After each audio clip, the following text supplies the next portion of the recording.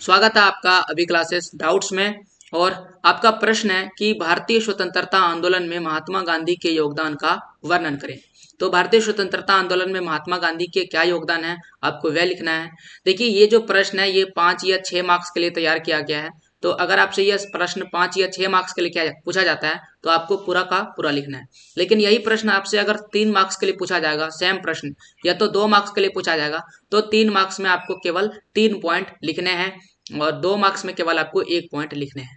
ठीक है, तो उम्मीद है आपको ये समझ में आ गया। 2 पॉइंट में आप केवल पॉइंट लिख के, जैसे कि सत्याग्रह आंदोलन, असहयोग आंदोलन, सविनय अवज्ञा आंदोलन और भारत छोड़ो आंदोलन, केवल छोटे छोटे पॉइंट लिख करके आप जा सकते हैं 2 मार्क्स में। ठीक है ना। चलिए, 2 मार्क्स में ज्यादा शब्द नहीं लिखने होते हैं, लेकिन जो ज्यादा मार्क्स के लिए पूछा जाता है तो ज्यादा जो है शब्द लिखने पड़ते हैं। तो आइए, जितने शब्द बोला जाएगा उस हिसाब से आप पॉइंट लिख लीजिएगा।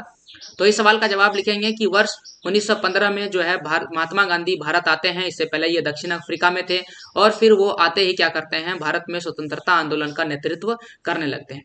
19वीं सदी और 19वीं सदी के प्रारंभ और अंत में और 20वीं शताब्दी के प्रारंभ की अगर हम बात करें तो उसमें कई सारी विचारधारा आता है जिनमें इनका बहुत ज्यादा योगदान रहता है।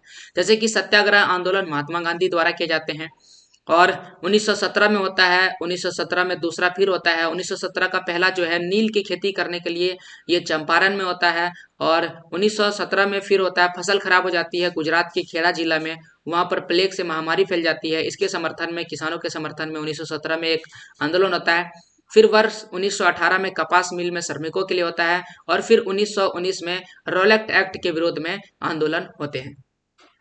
फिर इन सबों के साथ जब गांधी जी नहीं जो है अंग्रेज नहीं मानते हैं, तब महात्मा गांधी असहयोग आंदोलन की शुरुआत कर देते हैं, जिसका पूरा मकसद था हिंदू और मुस्लिम को एक करना। तो खिलाफत आंदोलन को भी साथ लेते हैं और स्वराज दोनों का समर्थन होता है। लेकिन असहयोग आंदोलन भी फेल होता है, तब जाकर के सविनय अवज्ञा आंदोलन की शुरुआत होती है, जो 1930 में गांधी जी ने नमक के कानून को तोड़ने के साथ शुरू किया था।